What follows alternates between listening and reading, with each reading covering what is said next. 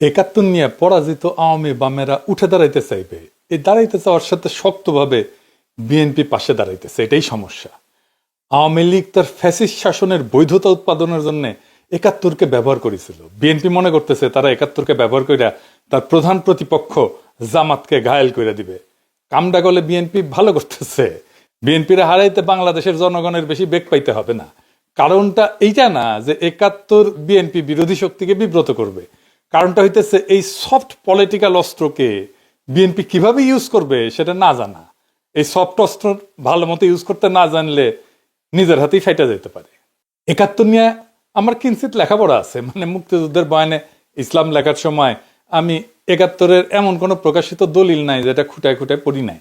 তো এটা পড়ে যা বুঝেছি যে একাত্তরের ইতিহাস এত মিছা কথা দিয়ে ভর্তি, এত কন্ট্রাডিকশনে ভর্তি, এত বাটপাড়িতে ভর্তি যে এইটারে হুতায় দেওয়া পানি ভাতের কাজ।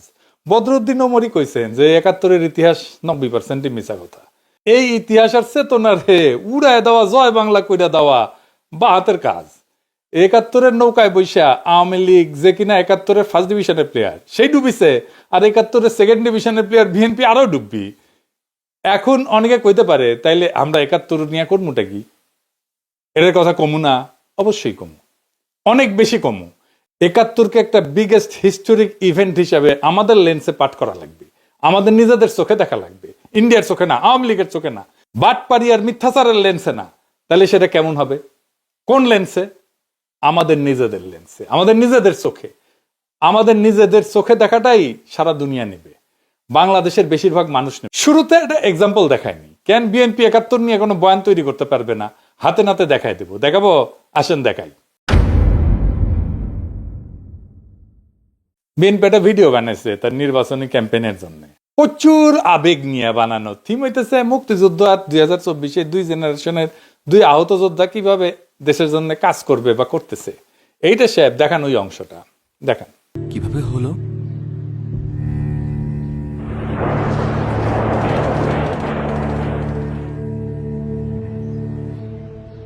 একাত্তর। আর তোমারটা? 24। চলো উঠি, অনেক কাজ পড়ে আছে। হ্যাঁ, আমার অনেক কাজ আছে। মানে হইতেছে 1971-এর ক্ষত হাতে আর 2024-এর ক্ষত পায়, তাই তো? আপনারা হাত হারানো মুক্তিযোদ্ধা দেখেছেন জীবনে? কদাচিৎ দেখতে পারেন, আমি দেখি নাই। যা দেখেছি সবই পা হারানো যুদ্ধাহত মুক্তিযোদ্ধা। সেলিব্রেটেড কর্নেল তাহের, উনি ছিলেন পা হারানো। মুক্তিযোদ্ধা পুনর্বাসন কেন্দ্র শ্যামলীতে যেটা ছিল, এখনো আছে, সেইখানে থাকতেন যুদ্ধাহত মুক্তিযোদ্ধারা। সকালবেলা ওনাদের হুইল চেয়ার নিয়ে বাইর হইতেন, শহীদ মিনারে আসতেন, স্মৃতিসৌধে যাইতেন, সবাই পা হারানো। এইটা সাহেব যুদ্ধাহত মুক্তিযোদ্ধা লিখে সার্চ দেন না গুগলে, দেখেন সবাই হুইল চেয়ারে। এইটা যুদ্ধের স্বাভাবিক ক্যাজুয়ালিটি। যুদ্ধে পা হারায় বেশি যুদ্ধাহতরা। তার মানে এরা মুক্তিযুদ্ধ বলে বলে চিৎকার করবে, কিন্তু রিয়েল মুক্তিযুদ্ধ জিনিসটা নিয়ে গভীর বোঝাপড়া নাই, দরকারও নাই। কারণ ভোটের জেতার জন্য তো এটার কথা কইতেছে, জামাতকে হারানোর জন্য এই কথা কইতেছে। মাথার মধ্যে এটা নাই কি বলে জামাতের শক্ত রাজনৈতিক বিরোধিতা করা যায়। ভোটের জন্য কিন্তু আসলে রাজনৈতিক বিরোধিতারও দরকার নাই। আপনারা হাদির ক্যাম্পেইন দেখছেন না? হার্ডকোর পলিটিক্স নিয়ে ক্যাম্পেইন করছে। এরা টাকা দিয়ে নমিনেশন কেনে, টাকা ছড়া ইলেকশনে যেতে, তারপরে 5 বছর ধরে লুটপাট করে। তার জন্য দরকার কুইক ফিক্স, সহজে করা যায় এমন রাজনৈতিক খাবার, ইনস্ট্যান্ট নুডলের মতো। তাই বিএনপির বুদ্ধিজীবীরা হাজির করছে মুক্তিযুদ্ধ, এই দিয়া জামাতরে ঘায়েল করবে। আওয়ামী লীগ 71 দিয়া ফ্যাসিবাদের বৈধতা উৎপাদন করছে, বিএনপি 71 দিয়া জামাতকে মারতে চায়। দুই পক্ষই 71-কে একটা পলিটিক্যাল ইনস্ট্রুমেন্ট বানাইছে ভোটে জেতার জন্য, তার রাজনৈতিক লক্ষ্য হাসিল করার জন্য।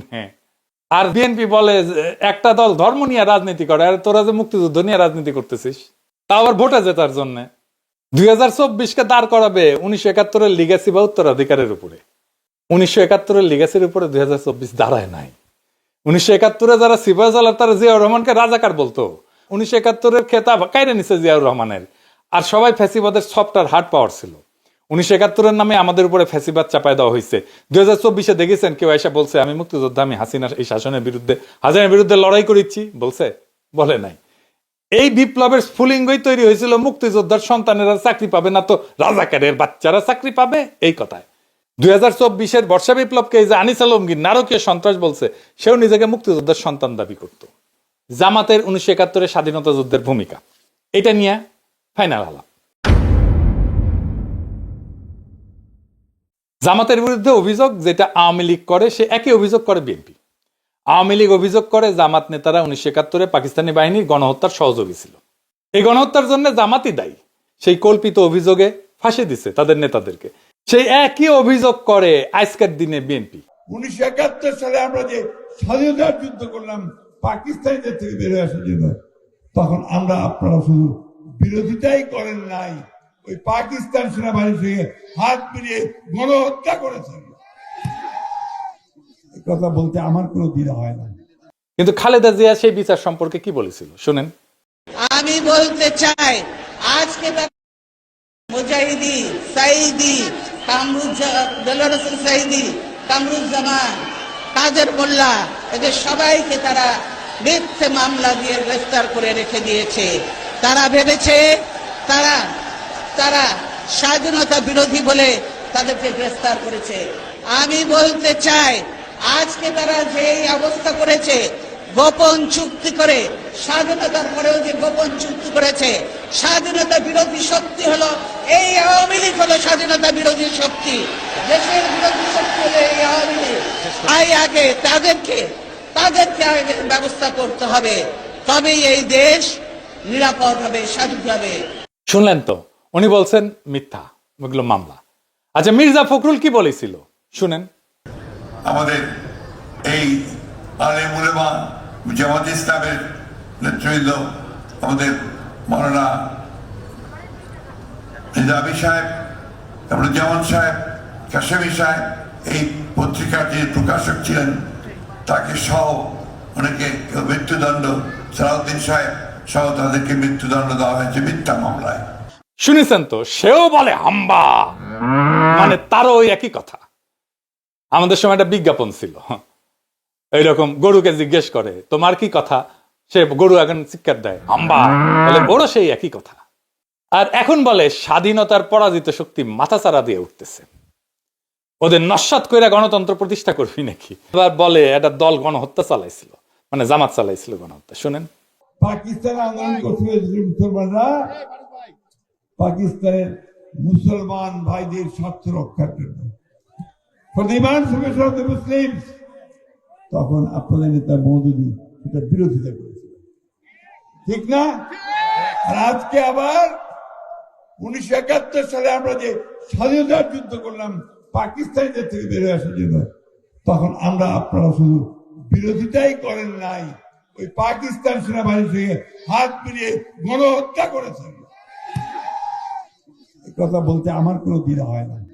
জামাত রাঙ্গি রাজাকার ছিল শুনেছেন না, গোলাম আজম রাজাকার শুনেছেন না, গোলাম আজম রাজাকার ছিল না পাগলা, গোলাম আজম রাজাকার ছিল না রে বেকুব, ছিল শান্তি কমিটির মেম্বার, ছিল শান্তি কমিটির নেতা। রাজাকার ছিল প্যারামিলিটারি ফোর্স, আমাদের আনসারের মতো, তাদের ড্রেস ছিল, ইউনিফর্ম ছিল, ব্যারাকে থাকতো, রেশন ছিল, আর গঠিত হয়েছিল সাধারণ মানুষকে দিয়া। রাজনৈতিক কর্মী ছিল তারা, মুসলিম লীগ, জামাত না। জামাত তখন এত বড় তৃণমূলের অর্গানাইজেশন ছিল না।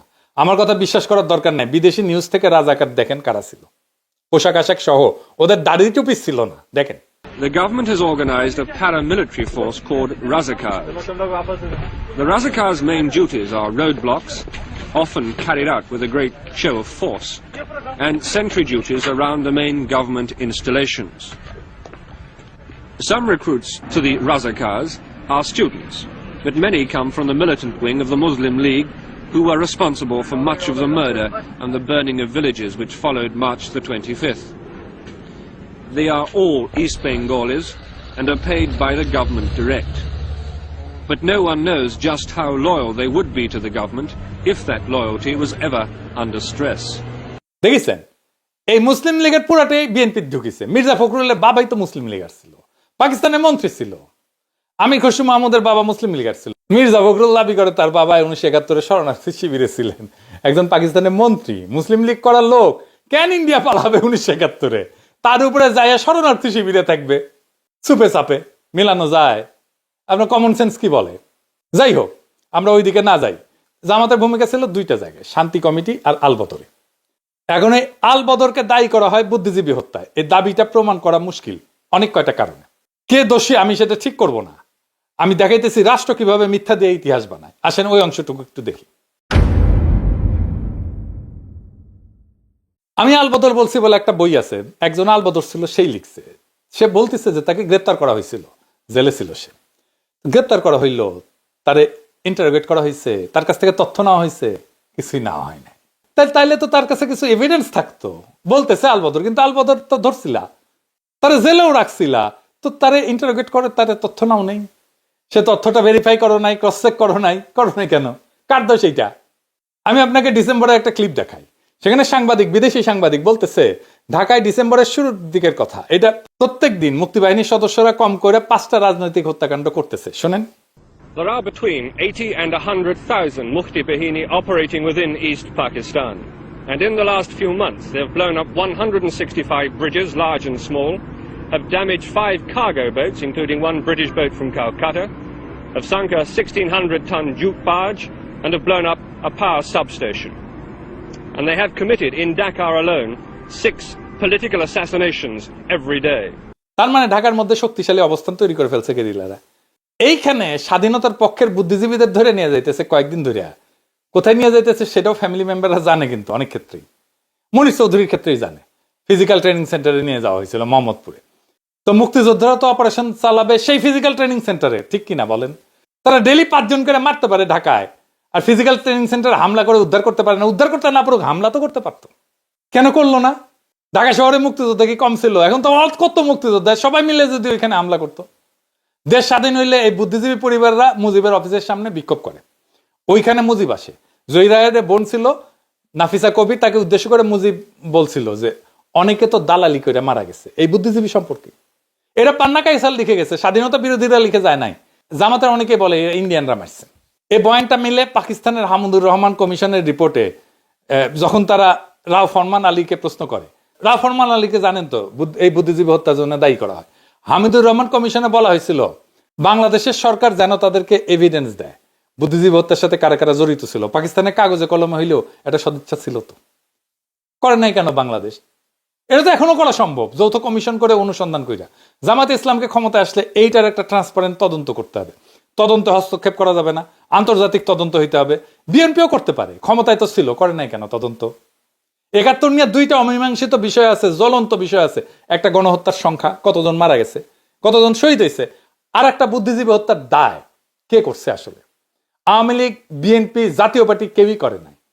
যদি প্রশ্ন করি যে আসলে তারা তদন্ত করলে এই দায় দেওয়ার রাজনীতি করতে পারবে না, তাই করে নাই।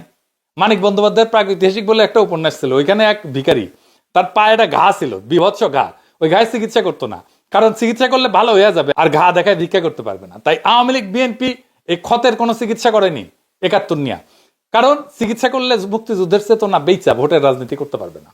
এটাই হইতেছে আসল সত্য। এই যে বিএনপি আওয়ামী লীগের বয়ান নিজের মুখে তুলে নিছে, এই জন্য নিজের আত্মহত্যার পথে গেছে। এটা আমি আপনাদেরকে প্রকৃতি থেকে বুঝাই দিই একটা ঘটনা দিয়ে, মজা পাইবেন। ঘাস ফড়িং, ঝিঝি পোকা আছে না, এইসব প্রাণী কেমনে মারা যায় জানেন? এটা তো বুড়া হয়ে মারা যায়। আর একটা মৃত্যু খুবই ভয়ঙ্কর, এই ঝিঝি পোকার পেটে একটা কৃমি ঢোকে, নাম হইতেছে হর্স হেয়ার কৃমি, মানে ঘোড়ার চুলের কৃমি। রিটেশ সাহেব, ঘোড়ার আবার একটা হাসি দেওয়া লাগবে, তার চুলের কৃমি, সেটাও একটা বিষয় হয়েছে এপিসোডের, এটা হাসি দেয় না। যাই হোক, ভালোই হয়েছে। এটা লম্বা সুতার চুলের মতো দেখতে, পরজীবী কৃমি, সাধারণত পোকামাকড়ের ভেতরে বড় হয়।